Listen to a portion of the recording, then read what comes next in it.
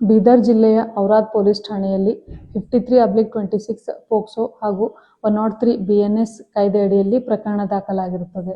ಅಪರಾಧವೆಸಗಿದ ಆರೋಪಿಯ ಬಂಧನವೂ ಕೂಡ ಆಗಿರುತ್ತದೆ. ಪೋಕ್ಸೋ ಸೆಕ್ಷನ್ 23 ಅಡಿಯಲ್ಲಿ ಸಂತ್ರಸ್ತೆಯ ಹೆಸರು, ವಿಳಾಸ, ಕುಟುಂಬದ ವಿವರಗಳನ್ನು ಸಾಮಾಜಿಕ ಮಾಧ್ಯಮಗಳಲ್ಲಿ ಪ್ರಸಾರ ಮಾಡುವುದು ನಿಷಿದ್ಧವಾಗಿರುತ್ತದೆ ಹಾಗೂ ಬಾಲಕಿಯ ಭಾವಚಿತ್ರವನ್ನು ಪ್ರದರ್ಶಿಸುವುದು ಕಾನೂನು ಬಾಹಿರವಾಗಿರುತ್ತದೆ.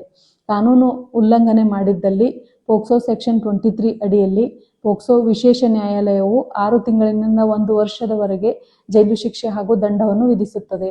ಈ ಅಡಿಯಲ್ಲಿ ಬೀದರ್ ಜಿಲ್ಲೆಯಲ್ಲಿ 5 ಪ್ರಕರಣಗಳನ್ನು 5 ವ್ಯಕ್ತಿಗಳ ಮೇಲೆ ದಾಖಲಾಗಿದ್ದು ತನಿಖೆ ನಡೆಯುತ್ತಿದೆ.